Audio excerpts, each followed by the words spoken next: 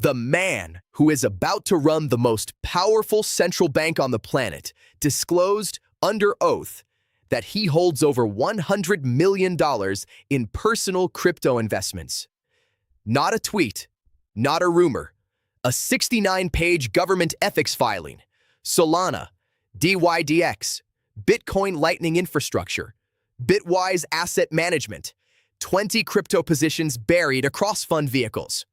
And on April 21st, he sat before the Senate Banking Committee and said on the record that digital assets are already part of the fabric of the U.S. financial system. The next chair of the Federal Reserve just validated the entire thesis, and most of the market hasn't processed what that actually means. Here's why the timing is critical, and why the next 72 hours may be the most consequential moment for crypto regulation in years. On April 24th, U.S. Attorney Jeanine Pirro dropped the criminal investigation into Jerome Powell. 5 hours later, the Senate Banking Committee scheduled a confirmation vote for Kevin Warsh on Wednesday. Powell's term as Fed chair expires May 15th. Warsh could be confirmed and seated before the FOMC meets at the end of this month. That is not a future scenario. That is the current calendar. The transition from the old Fed to a crypto-literate Fed is measured in days, not months. So here's the question you need to sit with. If a Fed chair who personally holds $100 million in crypto is now about to oversee bank custody standards, stablecoin regulation, tokenization frameworks, and the Fed's entire supervisory posture toward digital assets, what does that mean specifically for XRP? Not in theory, not as a narrative, in terms of concrete regulatory mechanics and institutional capital flows. We're going to answer that precisely. But first, the macro architecture that makes this moment possible. This is XRP news flow signals. We track the regulatory calendar, the institutional filings, the on-chain movements, and the monetary policy signals. And we tell you what they mean for price, without the hype layer that most coverage adds. Let's get into it. To understand why this Fed transition matters for XRP specifically, you need to understand how fundamentally different Kevin Warsh's framework is from every Fed chair before him. Jerome Powell ran a Fed that treated digital assets as a regulatory problem to manage. No crypto holdings, no blockchain exposure, a posture of cautious institutional skepticism. Kevin Warsh is the first Fed chair nominee in history with documented, personal long-term exposure to the digital asset ecosystem, spanning DeFi, Layer 1 blockchains, payment infrastructure, and asset management vehicles built specifically around crypto. But here's what matters more than the portfolio. His philosophical framework for monetary policy is built on a premise that completely reorders the relationship between central banking and digital assets. Warsh testified that the Federal Reserve has been operating on backward-looking models that don't account for the disinflationary force of AI-driven productivity. His argument: when technology compresses costs across entire sectors, inflation pressure falls structurally. A central bank that waits for data to confirm that will always be late, applying tighter policy than the economy actually requires.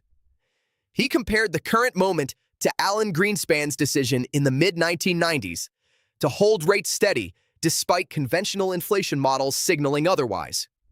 Because Greenspan recognized that the internet productivity boom would suppress inflation before the models caught up. Warsh believes we are in that moment again, but with AI as the driver rather than the internet. Everything technology touches gets cheaper, Warsh said.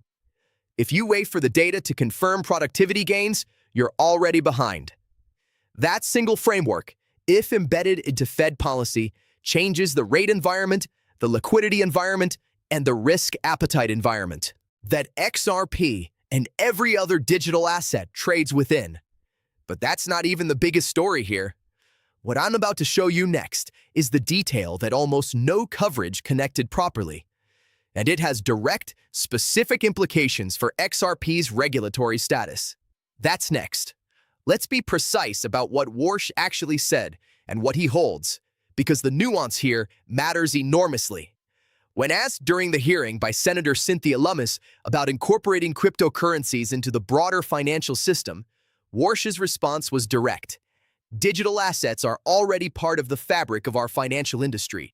So yes, that statement from a Fed chair nominee under oath in front of the Senate Banking Committee is categorically different from anything the Federal Reserve has said publicly about digital assets in its entire 113-year history. Now let's look at his financial disclosure. Warsh's crypto holdings include positions concentrated in DCM investments and a series of funds, covering identifiable positions in Solana, dYdX, Bitwise Asset Management, Bitcoin Lightning startup Flashnet, and multiple DeFi and Layer 2 protocols. His $100 million Juggernaut Fund LP holds additional assets whose contents are shielded by confidentiality agreements. He has committed to divesting most positions before confirmation. But here's the specific implication for XRP. Warsh testified that he supports establishing clearer definitions distinguishing securities from commodities, with functional utility as the determining factor, not the Howey test's broad securities interpretation. That is the exact legal distinction that defined the SEC's case against Ripple for years. A Fed chair who advocates for functional utility classification doesn't just benefit XRP conceptually.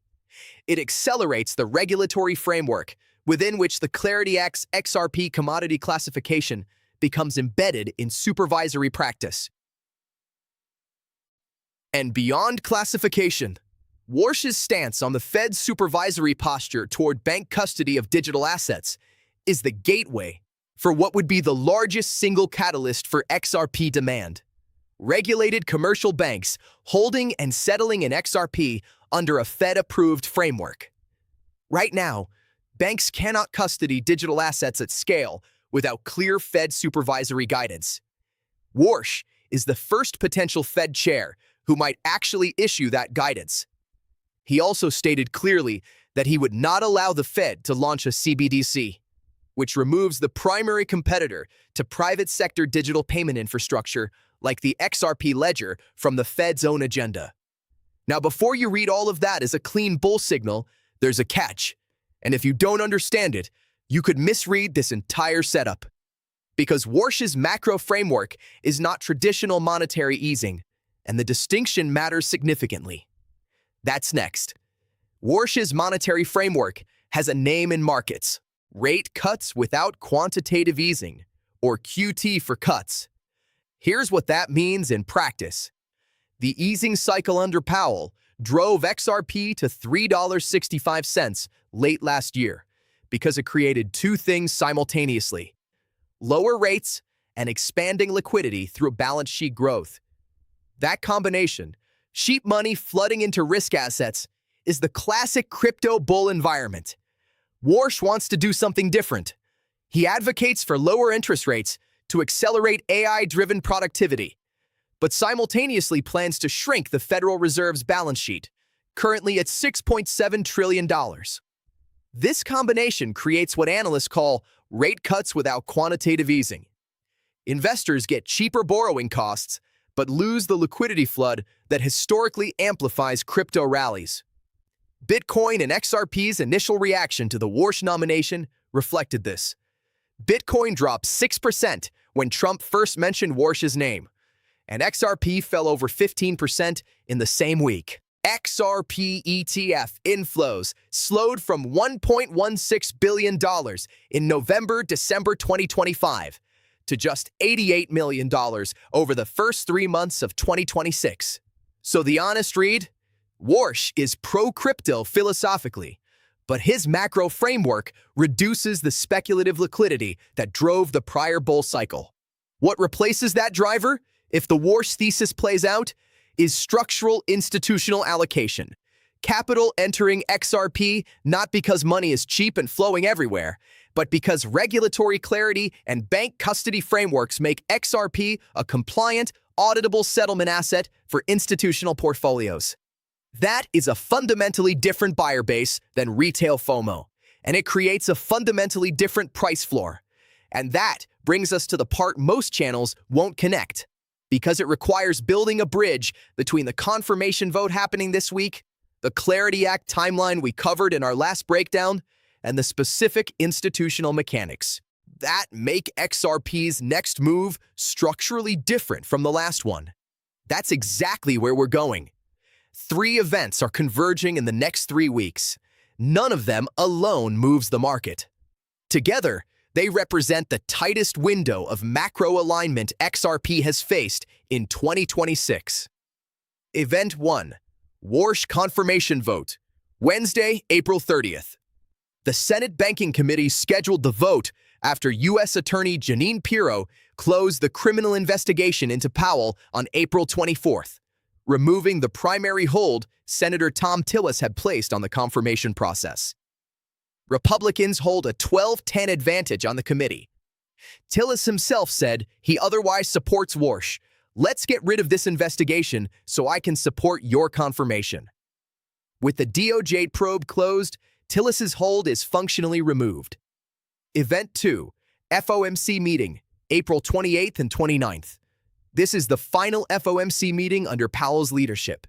The Fed is expected to hold rates unchanged, but the forward guidance language will be read as a signal for Warsh's incoming policy direction, particularly any language around productivity, AI, and inflation models. Event 3, Clarity Act Senate Banking Committee markup. Senator Bernie Moreno's May deadline for the market structure bill remains in force. If Warsh is confirmed before May 15th, the day Powell's term expires, the new Fed chair inherits a regulatory environment where the Clarity Act markup is live, and a Warsh-led Fed's posture on digital assets directly influences how banking regulators interpret the Clarity Act's implementation provisions. These 3 events don't just run in sequence, they compound. Each one makes the next one more significant. A confirmed Warsh heading into a Clarity Act markup creates a regulatory convergence that markets have never priced in because it has never existed before. If you're tracking this level of signal and you haven't subscribed yet, this is what we do every week. Legislative calendars, Fed policy timelines, on-chain mechanics, mapped to price implications. The subscribe button is right there. No filler, just the data that matters. Let's close the analytical loop on XRP specifically. Short term, the next 30 days. If Warsh is confirmed this week and the FOMC holds rates on Wednesday, the market will begin pricing in the regulatory convergence narrative. XRP's immediate resistance is at $1.55. A sustained close above that level on volume above $3 billion daily signals institutional accumulation resuming. The next technical target is $1.90, per the symmetrical triangle that Ali Martinez flagged on the 12-hour chart. Medium term, Q2 to Q3 2026. If the Clarity Act markup proceeds and passes committee by May 21st, and Warsh issues early guidance on bank digital asset custody, even a preliminary supervisory letter, XRP's market structure changes fundamentally. Standard Chartered's Jeffrey Kendrick has modeled $4 billion to $8 billion in additional ETF inflows under a regulatory clarity scenario.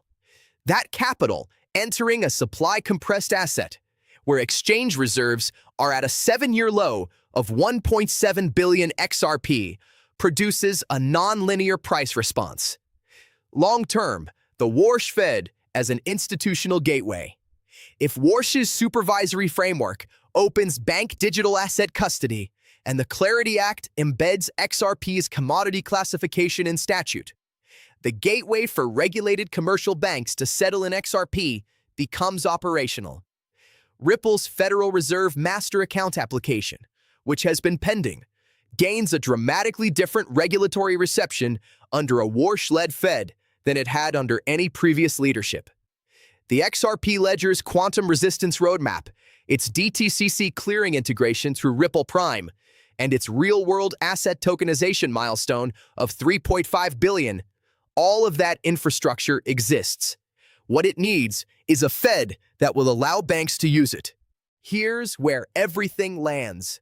On April 21st, the man likely to chair the Federal Reserve sat before the U.S. Senate and said digital assets are already woven into the financial system. On April 24th, the last political obstacle to his confirmation was removed. On April 30th, the Banking Committee votes on his nomination. On May 15th, in less than 3 weeks, Jerome Powell's term ends. And heading into all of that, the FOMC meets April 28th and 29th. The Clarity Act markup has a May deadline, and XRP is trading in a coiling technical structure with exchange reserves at a 7-year low. The macro setup is not a narrative. It is a calendar, and the calendar is very specific. What to watch? Does Warsh clear the Banking Committee on Wednesday? Does Powell's final FOMC forward guidance signal a more accommodative framework? Does the Clarity Act markup get scheduled before May 21st? 3 data points, all arriving in the same 3-week window. All of them are directly upstream of XRP's next structural move. This is XRP news flow signals. Data over narrative. Signal over noise. Every time.